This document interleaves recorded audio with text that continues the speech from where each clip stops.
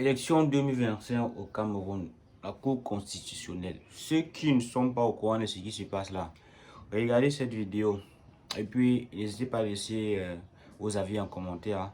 On se reprend tout à l'heure. C'est pourquoi, en m'associant à tout ce que mes précédents confrères ont dit, j'attire l'attention du Conseil constitutionnel sur le fait que le président de la République n'a pas vu le corps électoral qui convoquait.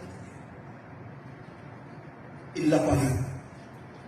Et l'État réussit donc à tromper Monsieur le Président de la République. Et l'État réussira-t-il à tromper la vigilance du Conseil constitutionnel? Est-ce que l'État qui refuse de publier la liste électorale nationale, trompant les électeurs, réussit à tromper le président de la République, va-t-il, Monsieur le Président du Conseil constitutionnel, réussir à tromper la vigilance du Conseil constitutionnel? Monsieur le Président, le rapporteur a dit que le Conseil est incompétent. Non! Si l'État échappe aux électeurs, échappe au contrôle du président de la République, peut-il échapper au contrôle du président national? La défense du professeur Maurice Kamto vous a servi aujourd'hui. Le contrôle de régulation des institutions qui dysfonctionnent, ça relève de votre pouvoir. N'abandonnez pas ce pouvoir, Monsieur le Président. N'abandonnez pas ce pouvoir. Exercez-le. C'est la Constitution qui vous le confère. Et le contentieux ou le recours qui vous est présenté est à cheval entre le contrôle de régulation des institutions et le contrôle de la régularité de l'élection présidentielle. Le corps électoral est déjà convoqué. Malgré les imperfections qui ont été observées, Monsieur le Président, honorable membre du Conseil, vous avez le pouvoir de faire sortir de cette salle le corps électoral régularisé pour dire que si on a trompé les électeurs, si on a trompé le parti politique, si on a trompé tous les acteurs du processus électoral, et qu'on a même trompé le président de la République, on ne doit pas vous tromper. C'est aussi simple. Et c'est pour ça que nous avons parlé de corps électoral régularisé, puisque le fait est là. Le fait est là. Et maintenant, lorsqu'on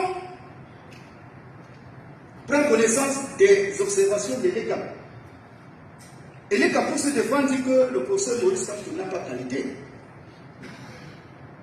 Et nous allons présenter des arguments de la qualité. Parce que nous savons que vous allez vous déclarer compétent et examiner le recours. Il dit que le professeur Maurice Kamto n'a pas qualité. Dans un premier temps, l'État soutient que non, c'est exactement le même recours que celui qui a été exercé en janvier. Non!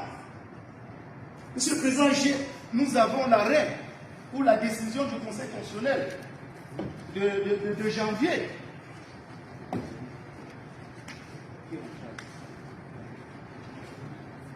La décision du Conseil constitutionnel du mois du 21 janvier statuait sur un recours qui opposait le MRC à l'État.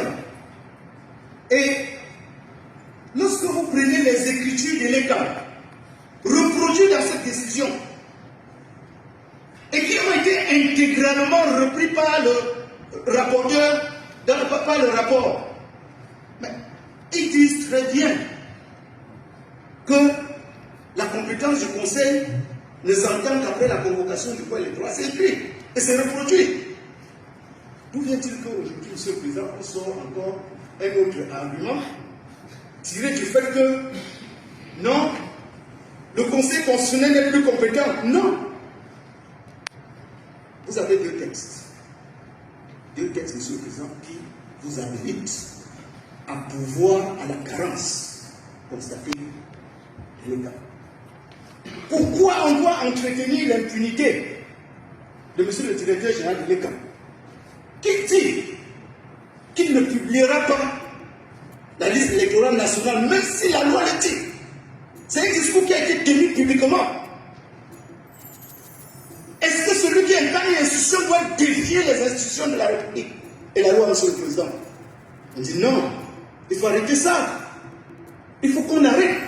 Il faut qu'à un moment donné, monsieur le Président, qu'on dise full stop. Mes confrères nous ont dit ce qui s'est passé dans notre pays. Nous ne voulons pas qu'on passe par là. Et c'est pour ça qu'on est devant vous. Et la qualité du procès ne risque quand on ne se discute pas. Nous avons produit son attestation d'inscription sur les listes électorales. Il est candidat déclaré pour compétir au scrutin présidentiel qui est convoqué pour le 12 octobre 2025. Doit-on chercher encore quoi? On vous a dit, monsieur le Président, que si on se réfère aux dispositions de l'article 13 de la Charte africaine des droits de l'homme et des peuples, son recours est justifié. Si on se réfère aux dispositions de l'article 25 du pacte international relatif aux droits civils et politiques, son recours, il a qualité. Il est citoyen camerounais. Il est inscrit sur les listes électorales. Il est inscrit. Il est candidat.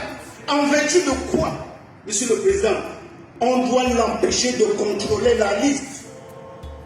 En vertu de quoi on doit empêcher à un candidat de vérifier l'éligibilité des autres candidats? S'il n'y a pas de liste électorale nationale publiée, comment allons établir que quelqu'un est éligible ou inéligible? Comment, monsieur le Président? Monsieur le Président, je dois terminer mon propos en disant que cette obscurité a trop duré. Il faudrait, monsieur le Président, qu'on balance notre pays vers la lumière. Et la lumière, c'est cette liste. C'est la soumission au contrôle. Et c'est la confonction du corps électoral régularisé. Monsieur Kanto Maurice, en qualité, a attiré l'attention du Conseil constitutionnel à ce qu'il exerce son pouvoir dans l'intérêt public, dans l'intérêt général. Parce que ce n'est pas l'intérêt du procès Kanto qui est préservé ici. Non! C'est l'intérêt général. À ce que, monsieur le Président, les élections soient sincères, que les élections soient transparentes et que vive notre pays. Merci, monsieur le Président.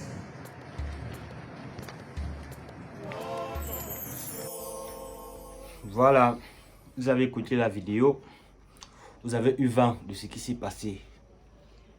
Qu'est-ce que vous en pensez? Comment est-ce que ces élections vont se dérouler? En tous les cas, laissez vos avis en commentaire. N'hésitez pas à les partager, de liker. On se reprend à la prochaine vidéo.